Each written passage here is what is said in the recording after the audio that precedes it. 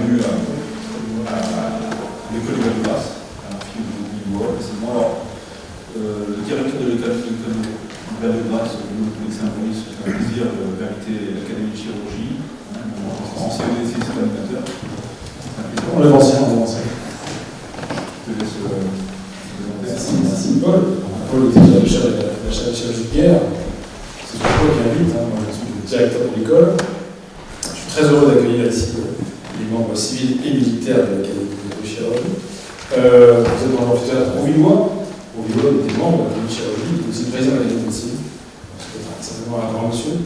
Nous sommes ici dans ce qu'on disait autrefois le réfectoire de l'abbaye de Val-de-Grâce, puisque vous ne seriez pas là, nous ne serions pas là si la reine Anne d'Autriche n'avait pas installé ici les religieuses il y a 400 ans, en 1621, puis construit une abbaye royale qui, à la Révolution, a été confiée au service santé pour installer un hôpital d'instruction et une école quelques années après. École, bien sûr, ici chez la reine, chirurgien de guerre, il est enterré dans l'église. École qui enseigne aux praticiens du 3e cycle d'études médicales la part médecine du combat, médecine d'habitude, la part médecine militaire, pour dire et c'est vrai aussi bien sûr des spécialités hospitalières, puisque avec la chaire, en particulier le cours Kéchernex, la FST chirurgie militaire. Tous ces éléments sont au cœur de l'école de Val-de-Grâce et de la formation des praticiens. Je vous souhaite de très bons travaux. Merci.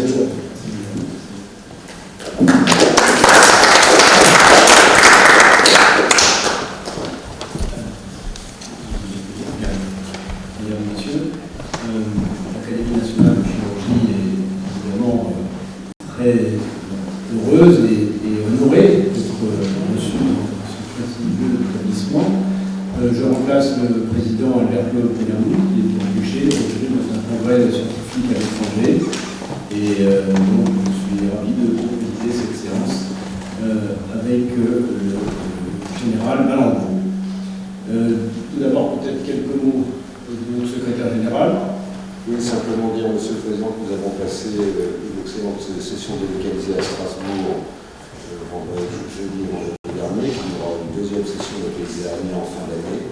Et surtout vous rappeler que nous avons initié l'an dernier les rencontres internationales de chirurgie francophone qui ont été un très grand succès, 115 communications, 42 pays du monde entier. Et que cette année, nous avons décidé, le 28 et 29 novembre prochain, de consacrer ces journées à la chirurgie, d'une part à la formation, chirurgie, et d'autre part à la chirurgie de catastrophe, civile ou militaire. Alors, nous échangeons déjà beaucoup avec vous, mais n'hésitez pas à adresser des communications, soit de votre part, soit de collègues étrangers, qui ont des choses à dire, pour alimenter ce programme qui est déjà riche. Voilà, Monsieur le Président. Merci. Alors d'habitude, nos séances hebdomadaires que le secrétaire annuel, Jean-Pierre Rosenbaum, résume la séance précédente, qui était vous allez voir, la séance absolument fascinante de notre épidémiologie et qui va certainement également beaucoup nous intéresser. Monsieur le vice-président, mon général, monsieur le secrétaire général, j'ai le plaisir de vous faire le résumé de la dernière séance du 22 juin, qui était coordonnée par Michel Kélis et Stéphane Piotot, et qui traitait de la neuropelvinéologie. Alors, le président Albert-Claude Benamou et le vice-président Pascal Richman ont couvert la séance. Le vice-président a rappelé l'importance de l'innovation et l'importance de sa valorisation dans la démarche de l'Académie. La première communication a été faite par Yango Timo Christel, qui nous a parlé de l'anatomie des nerfs somatiques et autonomes du petit bassin. La connaissance de la neuroanatomie pelvienne est fondamentale. Elle permet de préserver les fonctions périnéales et pelviennes lors de la chirurgie pelvienne et d'éviter ainsi les séquelles fonctionnelles post-opératoires. Mais l'apprentissage et la compréhension de la neuroanatomie pelvienne sont difficiles. En effet, les nerfs pelviens sont situés dans l'espace rétro-péritonéal, difficile à appréhender, et la neuroanatomie pelvienne est peu enseignée. Enfin, il y a peu de description de l'anatomie pelvienne féminine.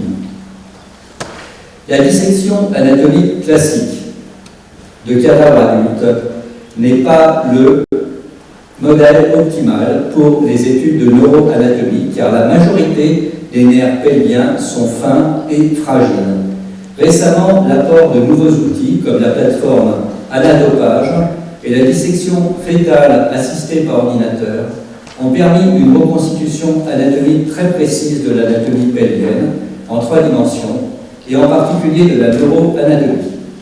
La découverte et l'identification de coexistence complexes entre les fibres cholinergiques et adrénergiques et entre les fibres autonomes et somatiques a amélioré la connaissance des pathologies pelviennes comme l'endométriose et la sécurité des actes chirurgicaux et micro-invasifs.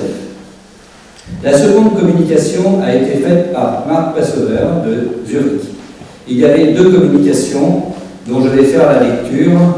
Elles étaient décalées, mais je vais faire la lecture dans un seul chapitre. Dans les années 90, la chirurgie célioscopique a fait son entrée dans le traitement des cancers gynécologiques et de l'endométriose. La célioscopie offre un accès unique à toutes les régions du bassin, tandis que l'effet d'agrandissement de l'endoscope permet une visualisation parfaite des nerfs. La technique LAN permet l'exploration fonctionnelle et la préservation des nerfs pelviens pendant la chirurgie. Marc Passover a introduit la stimulation électrique des nerfs par célioscopie et développé une nouvelle spécialité médicale, la neuropelvéologie. Le concept de l'implantation célioscopique d'électrodes et de neuroprothèses permettant la stimulation des nerfs pelviens, appelée procédure Lyon, a été introduite en gynécologie pour le traitement des douleurs neuropathiques pelviennes réfractaires.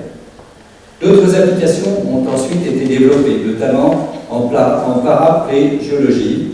Cette technique innovante a rendu possible la récupération d'une marche assistée chez 70% des paraplégiques infralésionnels. 3 études indépendantes récentes, portant sur plus de 100 patients, ont montré une récupération volontaire du contrôle infralésionnel chez les patients souffrant de lésions chroniques de la moelle épinière après stimulation des nerfs pelviens. 70% d'entre eux récupérant une démarche assistée par déambulateur ou béquille. Ces mêmes études ont montré un renforcement significatif de la masse musculaire, non seulement des muscles stimulés, mais également du corps entier. L'intérêt des stimulations basse fréquence, 10 Hz, a été évoqué. On a également observé dans ces cas une vasodilatation périphérique qui permettait la prévention d'ulcères de décubitus, ainsi qu'une amélioration inattendue de la densité minérale osseuse pour le traitement de l'ostéoporose. Une petite aparté a été faite sur des travaux qui sont faits actuellement à la NASA pour lutter contre l'ostéoporose des astronautes qui restent longtemps dans l'espace et qui développent des calculs rénaux, et cela dans la prévention de ces calculs. Les développements vers la médecine de vieillissement et la prévention de l'ostéoporose dans la population générale est également envisageable. L'humanité, a dit Marc Passover, est à l'aube d'une ère nouvelle passionnante, celle de la stimulation électrique des nerfs au sein du corps humain. Les questions. Ronald Virag a demandé quel est l'intérêt de l'EMG, Tromiogram. Il ne permet pas une localisation précise. Pascal Reichmann, y a-t-il un rôle pour le robot? Pas d'intérêt pour l'instant dans cette zone car la sensation tactile du chirurgien est fondamentale. Michel Canis et les cellules souches. Pour le paralysé, il n'y a pas que la marche qui est importante, mais l'ensemble des fonctions qui semblent réactivées par stimulation basse fréquence des fibres du système sympathique, dont l'effet est également antidépressif. Emmanuel Chartier-Castler a fait la communication suivante: neuromodulation et neurostimulation dans la prise en charge des dysfonctions vésico-sphinctériennes. Alors que tout oppose la neurostimulation médulaire type Brindley et la neuromodulation des racines sacrées, NMS, elles ont en commun d'utiliser l'énergie électrique pour stimuler les racines nerveuses, considérées comme cibles, et compenser ainsi les troubles vésico-sphinctériens chroniques.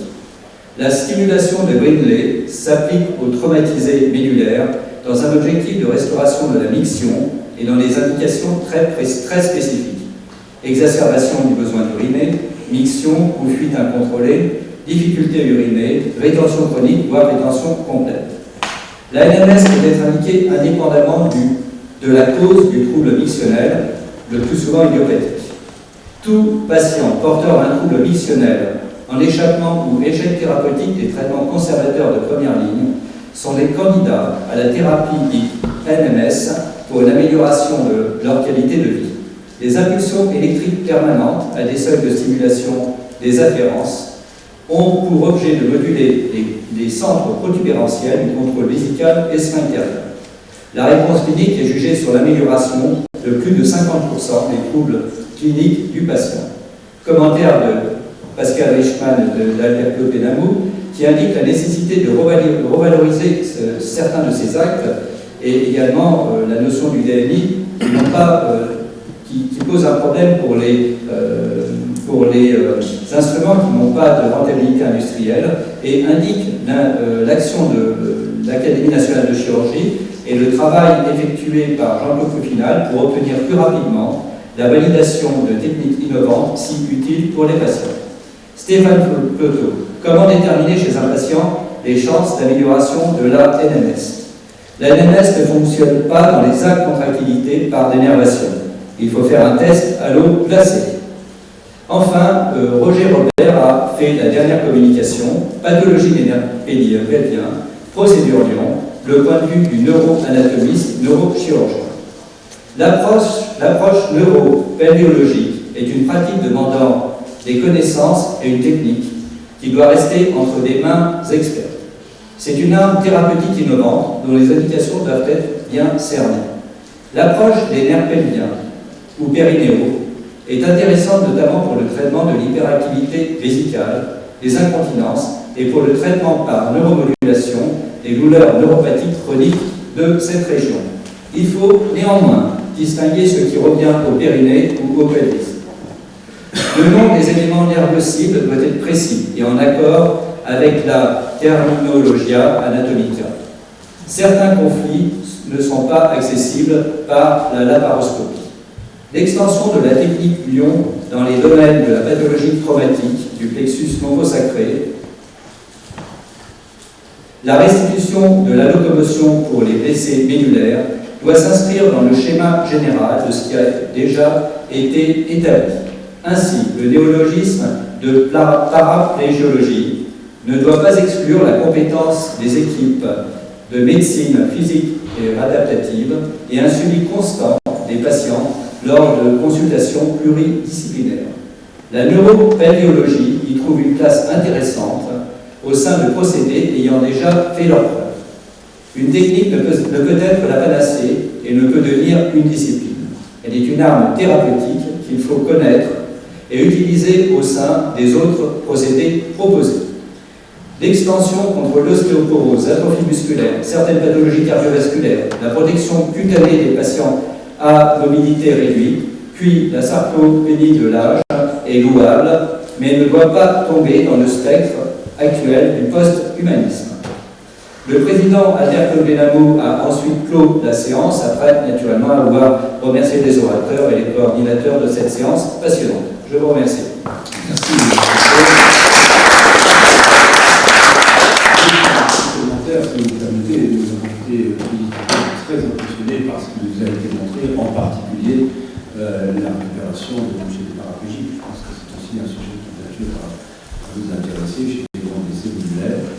Et il faut bien dire qu'en fin de séance, on partait du pelvisme, alors on s'est élevé via la neurophysiologie vers des domaines de neuropsychologie qui sont à explorer de façon très, très intéressante, et en particulier, il a été souligné le rôle encore sans doute méconnu du nerf vague et de ces interrelations entre le système autonome et le système.